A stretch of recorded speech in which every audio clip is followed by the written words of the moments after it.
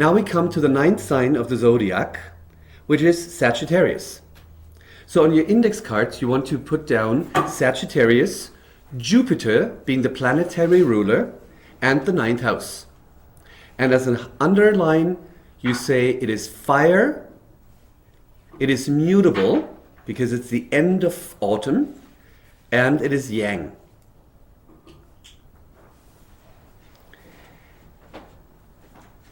The best way to describe Sagittarius is in regards of the Scorpio depth of deep, deep, deep emotions. I always compare it like as if you would have been working like in the basement, cleaning the basement, going through the shadowland, things that are not overtly visible. So you've been all day like in this like kind of like basement thing. And then you're done, having realized and having seen and emotionally experienced the depth of your motives, of your agendas, and from that depth, you are walking up the stairs, opening the door, and you're coming into your garden. And you see the garden, you see the nature, you see the mountains, you see the sky. So Sagittarius is like the first time that consciousness, when we go from Aries through the zodiac, that it starts to rise into a perspective that is larger than oneself. And it feels in tune with a much higher and bigger consciousness, knowledge. When I say knowledge, I don't mean book knowledge. Book knowledge is no knowledge. Knowledge is without learning. So there's a knowledge that oneself is part of a much bigger consciousness, knowledge. And therefore one feels a kind of a paradox feeling. One feels absolutely blessed and important to be part of that, and yet at the same time so humbled, like a grain on a huge beach. And that feeling creates simultaneously, because from my perspective, it creates a synthesis of what Gemini loves to do. Gemini goes always in theses, antitheses. Yes, no, but. And Sagittarius, the opposite sign of Gemini, creates now a synthesis of my own importance and unimportance at the same time, which is the truth. But as I find myself now in this garden of creation, because Sagittarius correlates with nature, with the whole manifested creation of nature, with all its diversity of species, plants, everything there is. And one feels I am part of that. I am connected to all of that. We're talking about essential archetypes right now, not about a typical Sagittarius person. But that's the very essence. We're talking about the ingredients, remember. Right? The signs are like the ingredients of God, not the houses, not the worldly. But nevertheless, Sagittarius has that, being in tune with all of it. And as Sagittarius forms a sextile to Libra, there is the knowingness of that everything in the manifested creation is interrelated, that everything needs each other, that if just one grain would be missing, it would be not what it is. And with that kind of like inner knowledge, which is typical for Sagittarius, there is a deep sense that behind that manifested creation that I see, that expansion, like a sunny day in the Rocky Mountains, is just whoa, like when you're up in the mountain or you look at the mountain chain, like here from Calgary, you get that feeling of that behind the appearance of the manifested species, mountains, plants, trees, everything, behind all of that, beyond the horizon of what I can see with my physical eyes, lies a truth. And this truth must be of the most exquisite, most perfect, most beautiful sound oneness.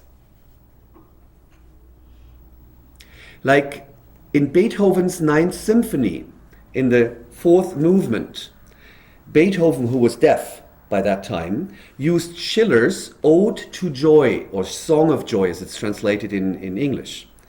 And this is one of the most beautiful poems that exists. It's just amazing. And there's one line that says, do you have a sense of God? If you do, look behind the world, look behind the skies, look behind the stars. And this is where our loving Father must reside. And in German, it's so well put. Like when you listen to the Ninth Symphony of Beethoven, Beethoven was a Sagittarius. We don't know his exact birthday. Must have been around the 10th of December. But if you listen to the Ninth Symphony of Beethoven, especially the third movement and the fourth movement, and you close it with closed eyes, if not from a CD, like even from like orchestra or a record, because the records, they transmit the sound waves of the melodies and instrument in natural ways. So when you listen to records or real music, your right brain feels and perceives the music. Whereas if you listen to MP3 or CDs, the sound wave of a no is now digitalized. And that music can only be perceived by the left brain. That's why in all great dance clubs all over the world, London, Paris, New York, Moscow, the DJ uses records. Otherwise you would not get the people to feel the music, right? So if you listen to the Ninth Symphony, third movement first, and then the fourth movement, and you have eyes closed, and you go with that music, what you experience is something that's typical for Sagittarius. It is the concentric expansion of consciousness. In all directions, you expand like a bubble, like a halo. And within that self, you experience something that is not only humbleness, which correlates with Virgo, Sag makes a square to Virgo, but you experience joy, song of joy. I do discriminate between the quality of joy and fun. Fun is more of a superficial Gemini thing with a sextile link to Leo. Oh, let's go to Disneyland, let's have fun. You know, I find fun more like disturbing. But joy is one of the languages of the divine. Because joy is like a bottle of champagne that you just opened, and that golden sparkling is all over in the body. And because Sagittarius forms a trine to Aries, or the ninth house to the ascendant, joy usually goes hand in hand with a physical sensation. With joy comes, of course, also a humor. And I'm not talking about a sarcastic humor, a humor that puts other people down. But there is a humor that is so filled with glee, I would say.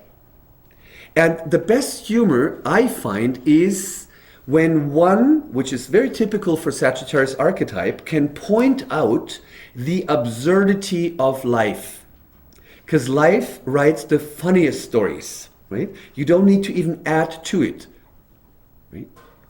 So that joy, that humor is coming from a sense of being embedded, being part of a higher eternal consciousness, which within Sagittarius one perceives by nature and what lies beyond, meaning the consciousness behind nature. Like for a typical Sagittarius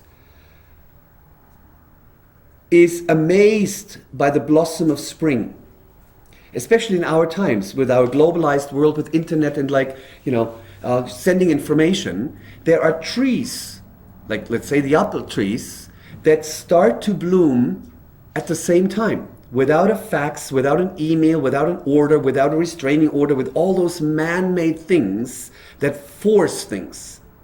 So we have to do with natural law, which I don't necessarily mean the empiric physics or chemistry, because that's more of left brain science. But I'm talking about natural law of a right brain science, because Sagittarius correlates with the right brain. Like in the ancient time, the first that we know of, highest culture, Mesopotamia, Babylon, they were, Babylon, by the way, and Mesopotamia correlates with the age of Gemini. We were talking about the ages. So they measured the sky, they did astronomy, but they did not detach astronomy, the linear measurements. Oh, Jupiter takes 12 years, that's linear, that's Gemini, Mercury. But they also saw the correlation to the meaning, the holistic meaning, what Jupiter would represent. That's right brain. So all of our sciences in Mesopotamia, where they were born, are basically science of the left brain and of the right brain. So astronomy and astrology was one. Mathematics and numerology was one. Traditional, what we would call like allopathic medicine and complementary or holistic medicine was one, right? So it was a high culture. If you ever, by the way, get to visit Berlin, do not miss out to go to the Museum Island and to the Pergamon Museum, where you see an exhibition, a permanent exhibition of Babylon, which will blow your mind. Their efficiency in agriculture was more efficient than the European Union right now. They had electricity. It's just amazing. So what the Bible says about Babylon is, by the way, not true. It's just crap. Anyway, so how did I get there? Typical Sagittarius, because it's expanding in all directions. And because of that expansion of consciousness in a cosmological meaning, in a metaphysical meaning. I'm not saying religion, even though cookbook astrology always says religion. But it is now, when I come out of this, coal basement of Scorpio, and I see this creation, the garden, the mountains, everything, and I feel connected and interrelated with all of that, and I see the diversity of life forms, the butterfly and the eagle, and yet I see it's all the expression of the one in the endless manifestation. Whereas Gemini, the opposite sign, which says, oh, this is a butterfly, the wings are like 3 centimeters, and the eagle is like da-da-da-da-da-da. That's more Gemini, right?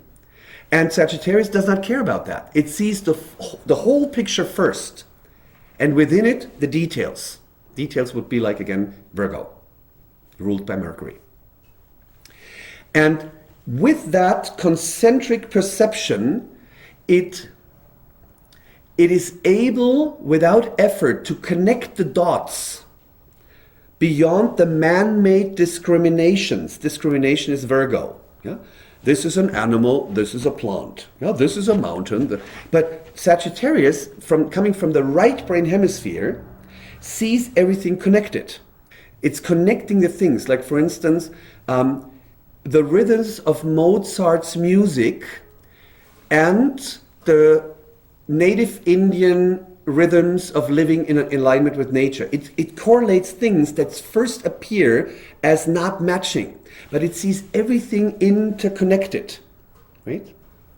And therefore it comes to something, or it carries something, or taps into something, that's probably the best way, which is wisdom. Wisdom is not when you read a lot of books, then you're just a donkey with a lot of books on your back. When I was younger and lived in Berlin at the time when the wall fell, on my day off, I was still a manager of a business. On my day off, I would go to the literature cafe, like an old kind of art decor thing, and I would just read. And there was no music, nothing like that. And there was kind of an odd waiter. He was kind of odd. And he would, one day he saw me reading every Tuesday, and he said or every Monday, and he said he put my book down while I was reading and said young man, reading is good, but I would recommend read the one book that is important, the book of life. And I was so grateful.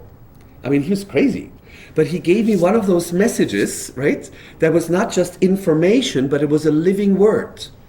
So I was, since then I'm able like to just observe life and I can read it, and it's much more joy. I mean, nothing, reading a good book sometimes. Yeah. So Sagittarius is able to tap into, via the natural laws, into the knowledge, the wisdom that lies behind, right? Like one of my favorite sayings from China is, the man was sitting in front of the almond tree and said, "Please tell me about God." And the almond tree started to bloom. That's very Sagittarian. We can see in the blossom of the manifested nature, we can get the first glimpse of that there is a higher consciousness. But because Sagittarius being so fire-ish, like fire, expansive, yang, mutable, expansive, it is sometimes filled with optimism. Well, it's filled with optimism. It is optimism. When you know you're part of everything and nothing can happen to you, right? There's an optimism. There's a joy, as I said before. There's truly joy. Yet, the enthusiasm that Sagittarius has, yeah, of that joy, sometimes goes overboard. I mean, not it exhilarates, but it exaggerates the things. Yeah? Has a tendency, but more as a, not entertaining, but more as a expression of how it was perceived. Like if a Sag would be in traffic for half an hour that was like 3 miles long, he would then tell the friend, "Oh, it was like, this traffic must have been like 50 miles or something like that."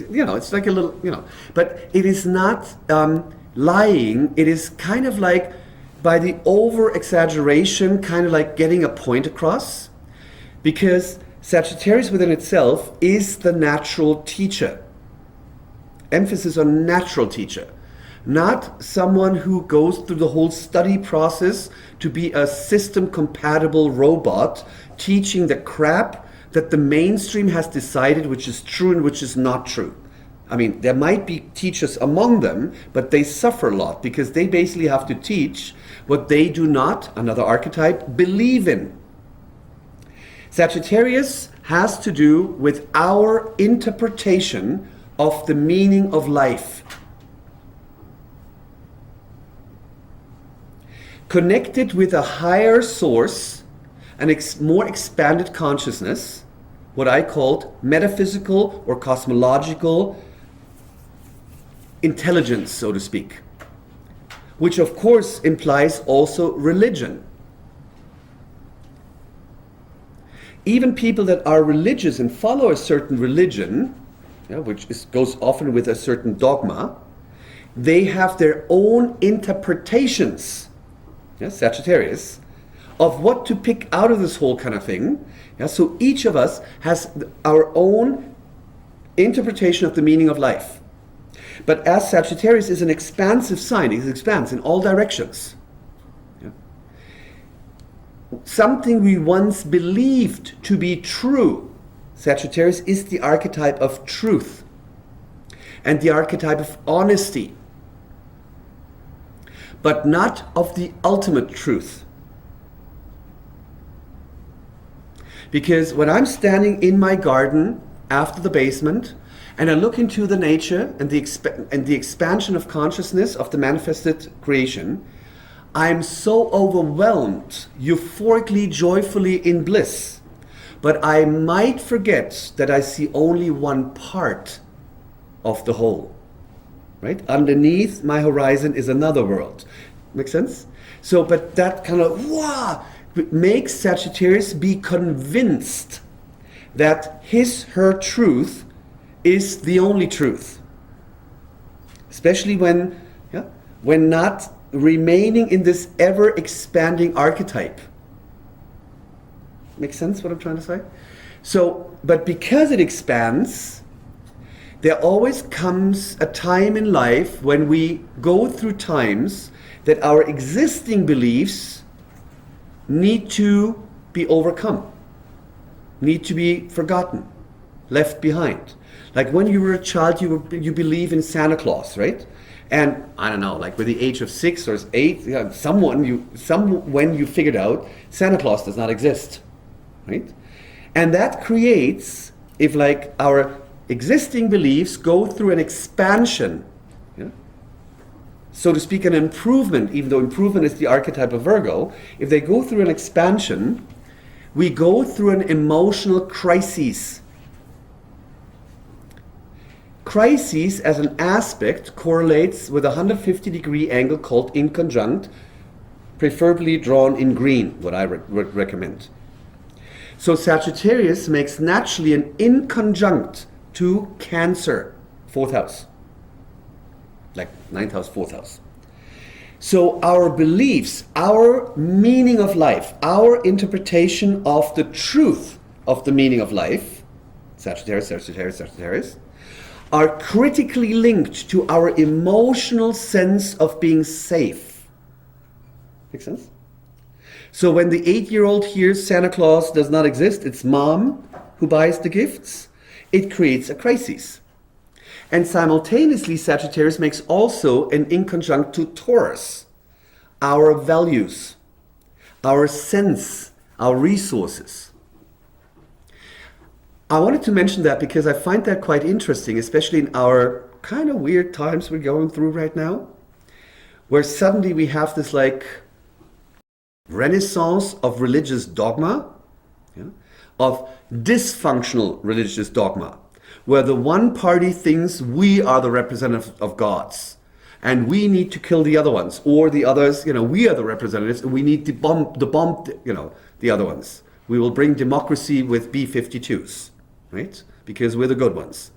So we can see that even on a international level, the beliefs of what an entity believes to be true and not true is deeply linked with the sense of security of the people of that entity. And they are not willing to change because it creates emotional crises. And therefore, in a more negative way or dysfunctional way, Sagittarius correlates with dynamics of convincing and converting. Yeah? The missionaries, yeah? Like when the white people came to Central America, yeah, and were Christianizing the very happy people that lived there because they were happy because they didn't have that Christianity, right? So when these missionaries would come and stick a cross in the sand, the Indio kids would laugh about it, because they were laughing. The brainwashed kind of Catholics, would whip the shit out of them, until they would bend to the cross, which is still the roots why we have all these problems in Mexico.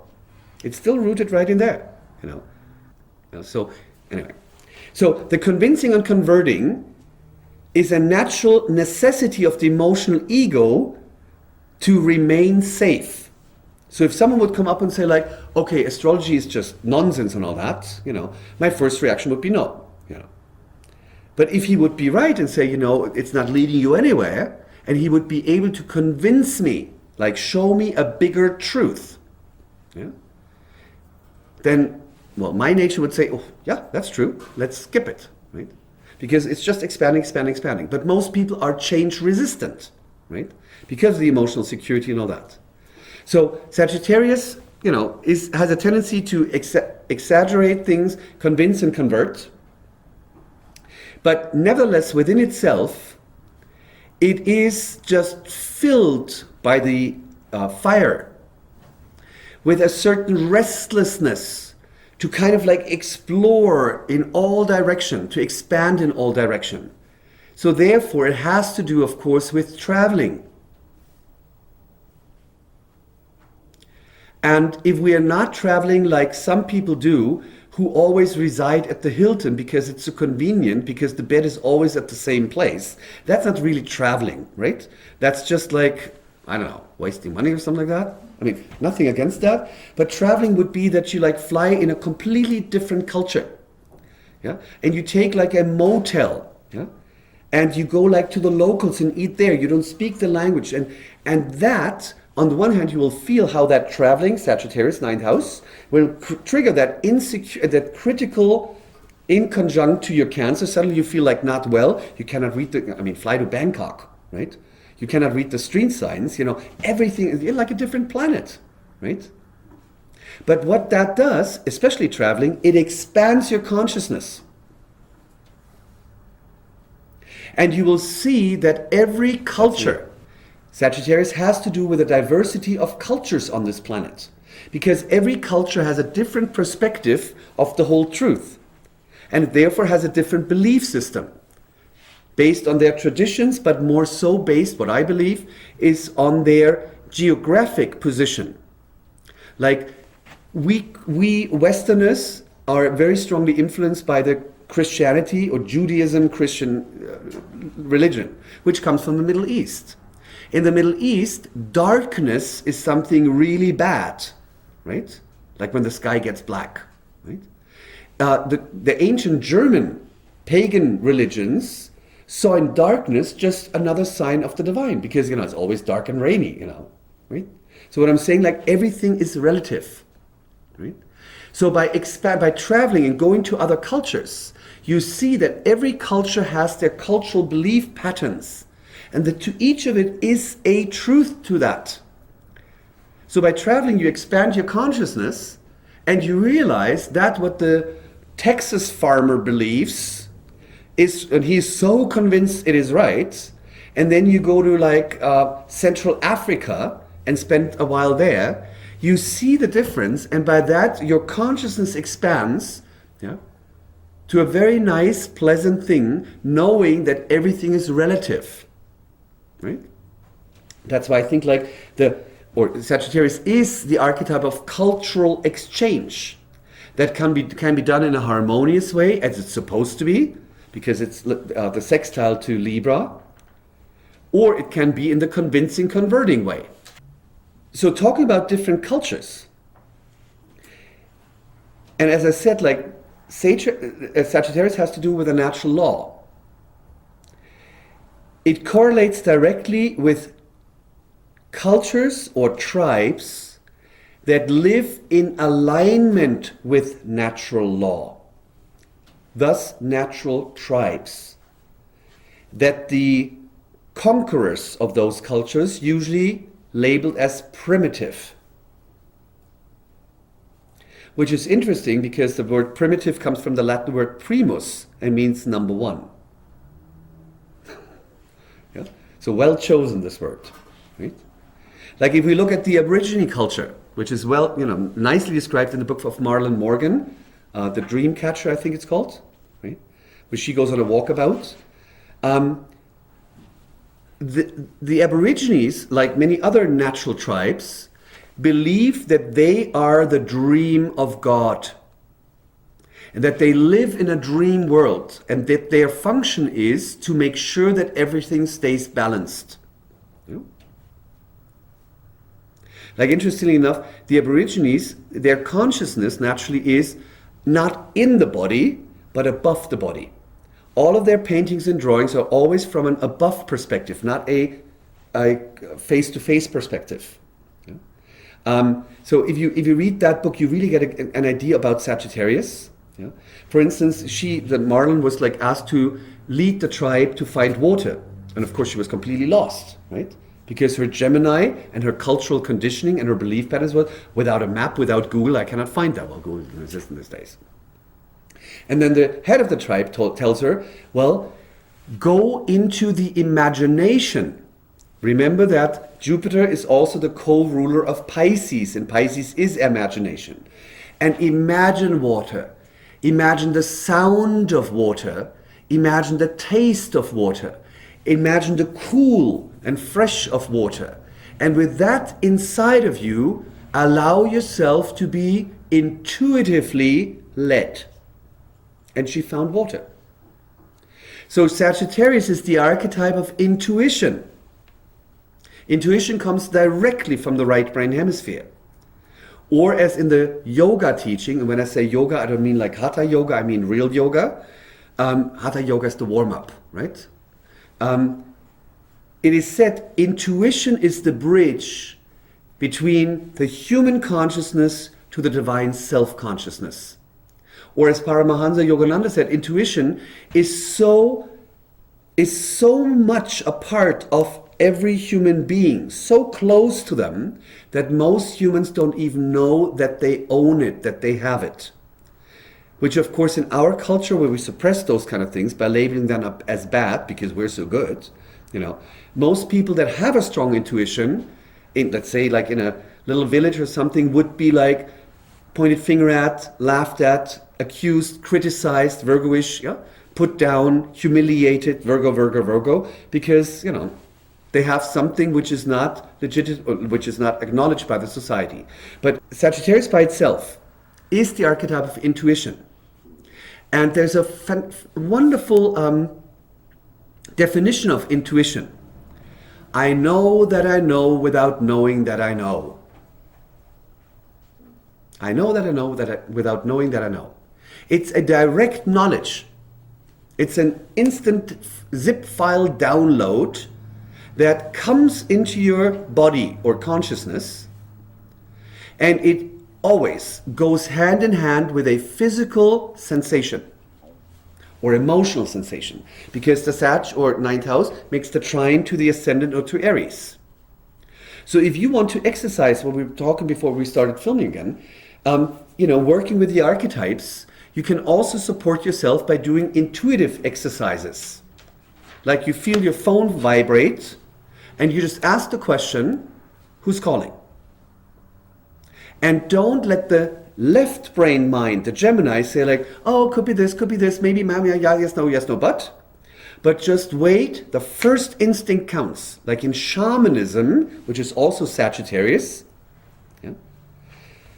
In shamanism, if you work in a shamanic way, there's the golden rule, first impulse counts. Or first suspect counts. Because intuition is so quick, because it's so close to our divinity, that it comes first, and then afterwards comes the mind and tries to analyze it. Virgo, I like to say analyze. Because it basically shows what most of analyzing is about. Yeah, it's just for the whatever. And it comes with a certain form of joy. Yeah. It comes often with a form of heat. Yeah. So intuition comes very quick. And you just exercise. So you check the phone and just ask the question. As I always say, let the mind do its natural job. The mind is there to ask questions, our ego mind, not to have the answer. Let the mind drop in your heart. First impulse counts. And it is not important if you say, oh, Jack called me, and it is Jane. Yeah? It's not important what the result is. It's just for the sake of exercise, Virgo. Because if you start exercising that, your often bottled up intuition that was not allowed to speak out, like, hush, don't say that, yeah, those kind of things, will now start to open up again. The more you exercise, no matter how the results are, the more your intuition will start to give you the right information.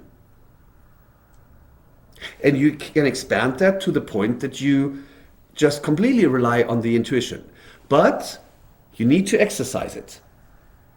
Don't do the esoteric woo-woo, oh my God, my spirit told me, no. No. You have to exercise it. It has to be profound. It has to be grounded. And while you exercise, observe what kind of physical or psychic sensation goes hand in hand with that. I'm very happy that Mrs. 12th house sun is nodding the head, because this is how it goes.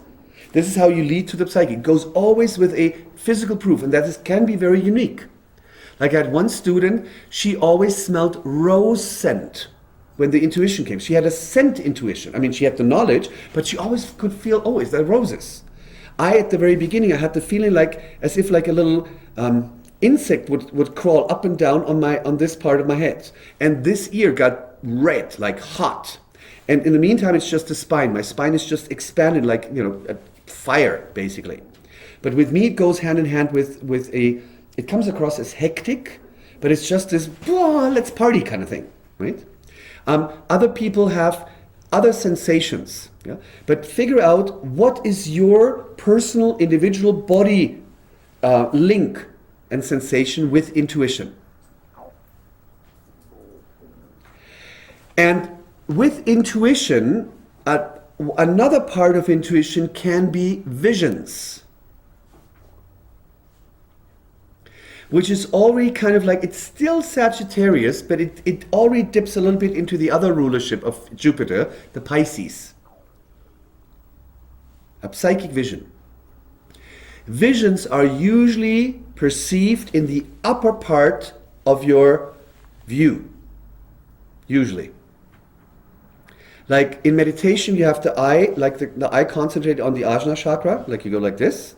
And then the eyes rest like here, but then you start to, not with the physical eyes, but with your real ability to see, you see above, like in the penthouse floor, so to speak, you see another world. Yeah? And this is where visions come from. Visions are not necessarily, visions are meant, as my beloved Nostradamus, who was Sagittarius, by the way, and he said all the visions that he had are not written in stone, but they are teaching instruments, they're teaching devices, warnings, if you want to look from a negative side. Yeah? They are information from a higher realm that tell you if that proceeds, like, if you continue drinking the vodka, you will have a headache. This kind of thing, right? Quite logical, right? Of course, Nostradamus, as he said, like in his prologue, like in his preface to his opus, he said, like, everything I saw is only a warning. If mankind will continue to do, then this will happen. But at any time, there's an option to change. Sagittarius is naturally very much also the archetype of physical activities in nature. And as it is entwined in the fire triangle, trine to Leo, trine to Aries, any kind of sport, probably except playing chess or fishing, like physical activities, right? On a physical body, Sagittarius rules the thighs and the sides of the butt, like the butt muscles. So walking, hiking, Nordic walking, all those kind of things, yeah? Cycling, everything where you need a lot of the thighs, mountain climbing is very, very helpful, especially if performed in nature. Within that, on a very practical level, Sagittarius has to do with PR. So everything about commercial, yeah? Or to use the more proper word, especially when it's about our news, propaganda. Yeah? On a very practical and family level, last thing, it is the grandparents. Not specifically determined which one, but it's the archetype of grandparents. And the reason for that is very simple. Grandparents are in the natural law, in the natural tribal family dynamics. Like, our typical families, mom, dad, 2 children, is not natural. Right? Usually it was like the big families, it was like the tribe, it was the village. Yeah. So if me, little Ulrich, would like be interested in what the smith does, and my father is like the carpenter, and I'm more interested in the smith, I would just go over to the smith and learn from the smith, because children learn by interest, not by imposing knowledge on them. Right? In our little, sometimes I would call, I don't say that. In our little tiki-taki families, we miss the grandparents. They're kind of like in the way. And they know they're in the way, so they try to stay young and da-da-da. But in natural living, it is the grandparents who are the teachers for the children. They are the, let's say, transmitters or the messengers of the meaning of life. And I think it's a perfect setup, because a young couple yeah, in the end 20s, beginning of 30s, in modern life, but also like in natural life, they are busy with other things. Building life, defining them, having a strong sex drive, those kind of things. Of course, they are the parents of the children and shall love them. And they shall be the parents. Like my attitude is very traditional. I think the parents shall be the big ones and the kids shall be the little ones. Like, Germans right now have this little attitude that the mom always goes down to the child and explains everything. Well, I just go like, say no. The child is fine with a no, right? Doesn't need to know the ingredients is what she doesn't eat. Just say no. Yeah? Because children love, what we will hear about Capricorn, they love clear boundaries. Because boundaries give me a sense of security. Cancer is the opposite sign. So why would me, Dad, go down, listen, my little son, Daddy had a hard day and da-da-da-da, but you did this and da-da. It's just too much information. Love the child, be a good example, live life, and be an example how to live life with a wife. Go dancing, go flirting, go kissing, and leave the kids alone. They grow by themselves. You don't need to do that. It's really dysfunctional. My attitude, sorry. For all the listeners who are now upset with me, my apologies. But it's still my truth. Sagittarius. So the grandparents, basically, because they are one generation more relaxed. Right? They've gone through all the kind of like divorce, sexting, da-da-da, drama, blah, blah, blah. Yeah? So the wine has set. Yeah? It gets a bouquet. And for a child, if it's grandpa or grandma, it doesn't matter. There are some favorites. When grandma talks, what grandma does, or grandfather, there is some glow to that, very Sagittarius, that the mom, even if she tries so hard, will never get to. Never. It's natural. It's just, anyway, I'm getting too much into my preaching, which is also Sagittarius, and I am Sagittarius, and I have the 9th house sun. So the grandparents are the natural teachers that bring the grandchild, the meaning of life. There are native tribes here in Northern America that have visions when the daughter conceives the baby. What the child will be, male, female. Who the child will marry. What, if it's more of a male or a male-female, because the natives discriminate. Yeah? A man can be feminine inside and not homosexual necessarily. The test, to let the crawling baby either crawl to the basket with like food in there or like to arrow and bow. And if the girl goes to arrow and bow, okay, she's a male girl, right? But still a woman. Nothing wrong with that, right? Very wise people. I mean, there are tribes in Northern America where proven they live for 11,000 years in the same areas without any harm or war. 11,000 years. That's what I call a civilization. My little attitude. Anyway, so the grandparents know the grandchild. They have an intuitive knowledge what this child is about. And in natural tribal living, every born child is a gift of heaven that must be integrated, trying to Leo, integrated with its abilities, its longings, its shortcomings, to make the whole picture of that tribe sound. Can that make sense? And the grandparents are the holder of that wisdom. We put them in senior homes, or to Florida. So, anyway. So I guess I'm done with Sagittarius. Yes, ma'am. Free your mind. Remember times without time. Free